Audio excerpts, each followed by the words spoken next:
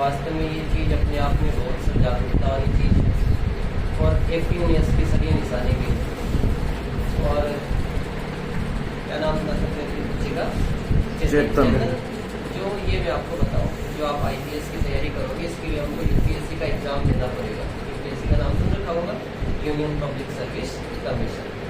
अब इसमें आपको 4-5 तरीके की पोस्ट मिल जाएगी, एक IAS की, एक IPS की, उसके अलावा IFOS की, IFS की, और उसके अलावा जो मेरे ख्याल से 4 से 5 पोस्ट इसमें मिल जाएंगी आपको, एक IRS की। इसके पूरे पैटर्न को अभी से आप समझ लोगे तो आपके लिए बेस्ट रहेगा। इसकी एग्जाम 3 चरणों में कंप्लीट होगी।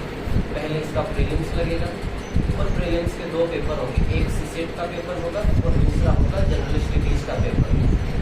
उसके बाद बंदा जो इस पेपर को क्लियर कर लेता, आमतौर पर सर हर साल करीब 8 से 10 लाख जो कैंडिडेट्स हैं वो UPSC के लिए अप्लाई करते हैं, लेकिन जिनमें से करीब 30,000 लोगों को मेंस के लिए यानी दूसरी जो एग्जाम होगी उसके लिए सिलेक्ट कर सकते हैं।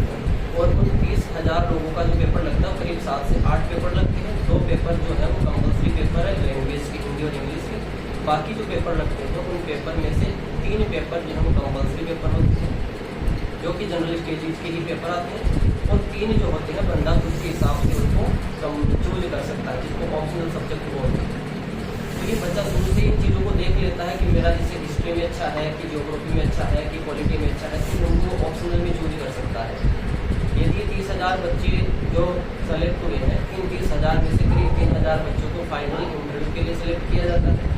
और उसके बाद इंटरव्यू जो बोर्ड बैठता है इसमें करीब 5 से 4 मेंबर होते हैं। तो ये 4 मेंबर या 5 मेंबरी जो समिति होती है, इसमें या तो जो दिल्ली यूनिवर्सिटी के प्रोफेसर हैं वो हो सकते हैं, या ऑलरेडी जो कुछ यहाँ पर अपने IAS है जो कि रिटायर्ड हो चुके हैं, या कुछ जजेज हो सकते हैं, सुप्रीम कोर्ट के जजेज। ऐसी जो मेंबरी जो समिति बैठती है उसके लोग उसमें बैठते हैं और उस इंटरव्यू को अंजाम देते हैं। उन 3,000 में से हर साल करीब 700 से लेकर 900 तक पोस्ट होती है, और वो सारे के सारे बच्चे जो होते हैं वो IAS है।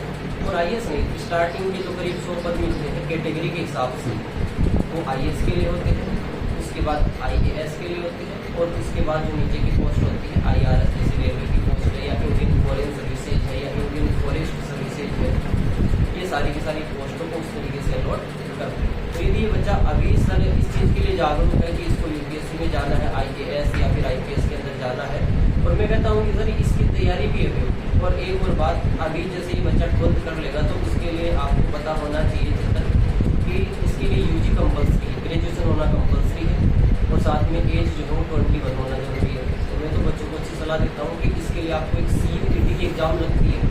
तो इस CUET की एग्ज़ाम के थ्रू आपको यदि दिल्ली यूनिवर्सिटी में यदि आपको मिल जाती है, कॉलेज मिल जाती है, DU में कॉलेज मिल जाती है, या 3-4 अच्छी कॉलेजें हैं जहाँ के बंदे आमतौर पर बहुत ज़्यादा सेलेक्ट हो रहे हैं UPSC में। एक तो जैसे JNU है दिल्ली में, एक DU है, और राजस्थान यूनिवर्सिटी का भी काफ़ी अच्छा इसमें क्रेज रहा। तो इन 3-4 यूनिवर्सिटी से जो बंदे ग्रेजुएशन कर लेते हैं तो उसके बाद जो है वो इस फॉर्म के लिए अप्लाई कर सकते हैं, तब तक इनकी एज भी 21 हो सकती है।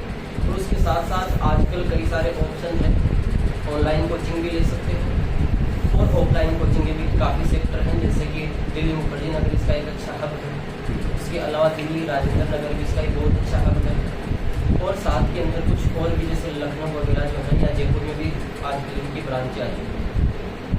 बट मेन जो बात सर मैं कहता हूँ कि बच्चा अभी इस चीज़ के लिए जागरूक है, वो इसका प्रॉफिट ये मिलेगा कि जो इसका सिलेबस का जो पैटर्न है वो पैटर्न ऑलरेडी NCERT के बेस है।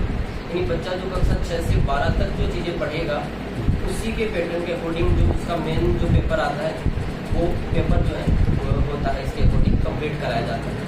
तो बच्चा 6 से 12 तक अपना पूरा NCERT कंप्लीट कर लेता है, अच्छे तरीके से कर लेता है, तो उसके बाद ग्रेजुएशन के बाद इसको ज़्यादा दिक्कत नहीं आएगी। एक बहुत अच्छी चीज़ होती है। साथ में इसके जो है मैक्सिमम करीब जैसे एक तो बंदा इसको हिंदी मीडियम से भी कर सकता है और इंग्लिश मीडियम से भी इस एग्जाम को कर सकता है। और अब तक का जो रेशो सामने आ रहा है उसमें इंग्लिश मीडियम का थोड़ा सा अच्छा रेशो चल रहा है, हिंदी मीडियम के बच्चों का सिलेक्शन थोड़ा सा मुश्किल से हो रहा है। और एक और बात जो बच्चों को ध्यान रखनी चाहिए कि जो मेन प्रीलिम्स के बाद जो मेन एग्जाम के पेपर लगते हैं वो मतलब एक तरीके से मल्टीपल चॉइस की क्वेश्चन नहीं होती, इसमें राइटिंग करनी पड़ती है। क्योंकि आमतौर पर बाकी एग्जाम्स में सर हम देखते हैं क्या देखते हैं कि 4 ऑप्शन आते हैं उनमें से एक ऑप्शन टिक करना पड़ता है, लेकिन UPSC का पैटर्न ऐसा है कि UPSC के पैटर्न में बंदे को जैसे कॉलेज के एग्जाम लगते हैं उस तरीके से सारी चीज़ें इनको राइट करनी पड़ेगी, लिखनी पड़ेगी। यदि बच्चा शुरुआत से उसकी राइटिंग स्किल्स अच्छी है, लैंग्वेज स्किल्स अच्छी है और उसकी थिंक काफ़ी ब्रॉड है, तो वो बंदा आराम से इंटरव्यू को भी क्वालिफाई करेगा और उसके पेपर भी अच्छे जाएंगे। तो ये वास्तव में अच्छी चीज़। बाकी तो इसके लिए जब ये बच्चा यूजी कर लेगा तो उसके बाद उसको और इसके बारे में पूरी जानकारी बता देगा।